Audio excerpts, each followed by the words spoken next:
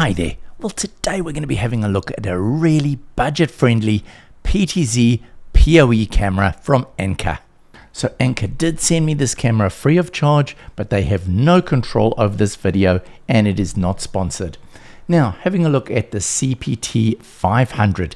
This is a 3K mini PT speed dome camera, and this is going at $59.99. So it's got a 3K high resolution 16:9 image scale, AI detection and auto tracking. It offers 345 degrees pan and 80 degrees in the tilt direction. It offers 4 image enhancement technologies: DWDR, 3D DNR, BLC and HLC. It's also got noise cancelling 2-way audio. So let's have a look what we get in the box. We've got a quick start guide, a security sticker, we've got a seal for the PoE connector, we've got some screws, and then we've got the camera itself. Now, the first thing about this camera, it's a very lightweight plastic feel to it. Even the bracket is made of plastic. You would need to be very careful when installing this so as not to damage the plastic while you're installing it. I wouldn't also be able to speak for the long-term durability of this camera, especially when it's exposed to sunlight. So on the side here, we've got our PoE connector, and there is an external power cable as well, but there's no power supply provided for that. So having a look at the camera itself, we've got the speaker over here, we've got the Annke brand, we've got this little removable faceplate here, SD card and reset button inside there. We've obviously got our dome that can move around there, and on the top side over here we've got our spotlights, we've got our lens, and we've got our microphone. Setup of the camera is pretty simple. First of all, you download the admin software, which allows you to add this device to your network, extract the software package, and run it. Go through the steps to set up the software. Next, when you open up the software, you'll see that it will either show your camera here already with the IP address, or you may need to press refresh. Once you've done this, select on your camera, and then it'll come up with this modify network parameters. You go in here, create an admin password, and go modify. Now you paste the IP address of the camera into your browser. It will come up with this little screen. We just type in admin and the password that we gave the camera. Next, it will ask you to download this plugin before you're able to view the camera footage. Installation was super simple. I just screwed in 2 of the 4 provided screws and clipped on the camera. Because this camera has an RTSP stream, it was really easy to get into Home Assistant. All I went was Home Assistant, Devices and Services. I went along to Add Integration, and I went with the generic camera integration. So we select this one over here, and then all we do is we pasted our RTSP stream in over here and scroll down and when submit. So there we go. You've got your stream. Now, unfortunately, there's no other controls that you can bring into Home Assistant, but at least you can bring your stream in. So my major frustration with this camera is this software. The pan and tilt seems to work all right, so we can pan and tilt like this. But for example, they've got these little buttons over here that should pan and tilt. At the same time, does absolutely nothing. You can adjust your PTZ speed over here, so that goes slower or faster, so that works fine, but there's no way to zoom at all here. If we try and switch on the spotlight from within the control app here, absolutely nothing happens at all. If we press this button, not sure, oh, there we go. Okay, that seems to take you to another position. This one, lens initialization, not too sure what that's going to do. This one over here, that is your disable auto tracking.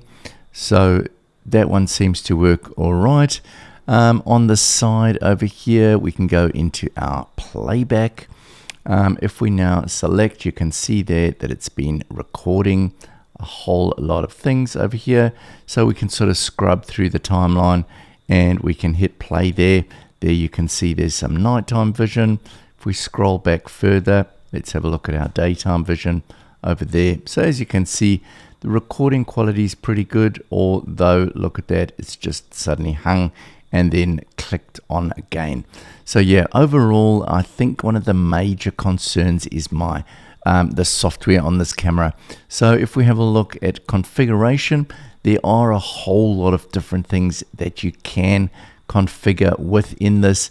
You can go through and you can select your resolutions, change your bitrate, select picture quality. We can select different video encoding systems. We've got some control over the image here.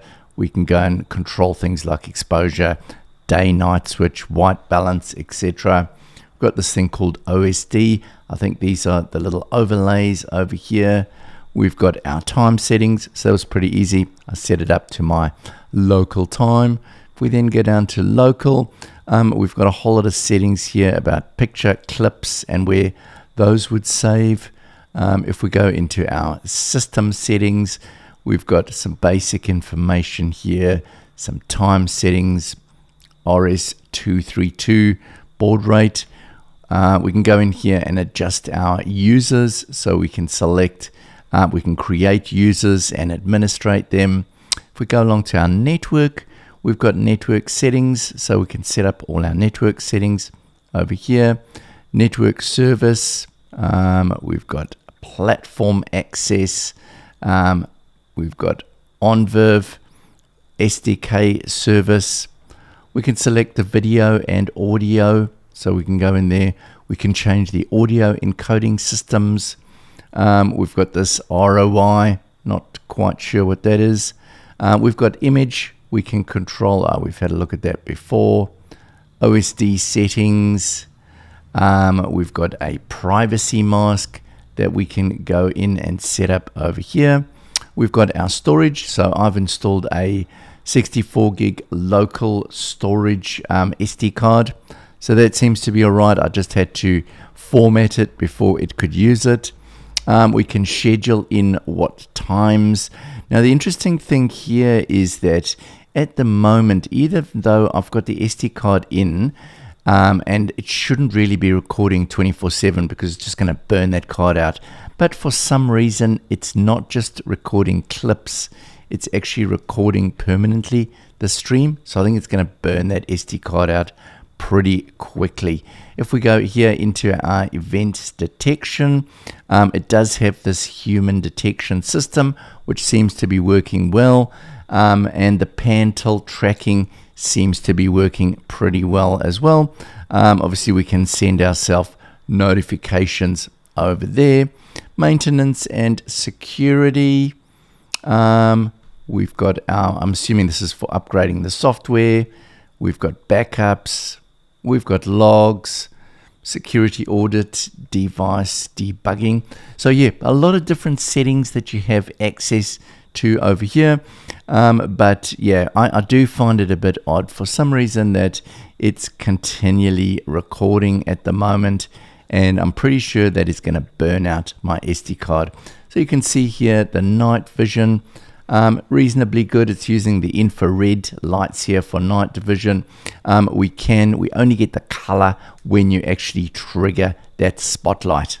So the image quality is not bad. You can see we've got some nice color there, and you'll see as I start walking up to the camera, we get the tracking working pretty well there. So it seems to be following me quite nicely there. The nighttime vision seems pretty good with the infrared, and once we trigger the spotlight, you'll see there that they get the color night vision coming up there. So overall, my feelings about this camera. Well, if you're looking for a very, very cost-effective camera, which is going to give you an ITSP stream into Home Assistant, and you're not too worried about the plastic manufacture or construction of this device, and you're not going to be too worried about using the actual control via the web interface, then it's probably a camera worth considering. But if you are looking for something with long-term durability and an easy interface to use, then yeah, this is probably not the best choice for you. So anyway, I've tried to be honest and fair with this review, and let me know what your thoughts are in the comments below. And if you've enjoyed this content, please like and subscribe, and I'll see you in the next one. Bye for now.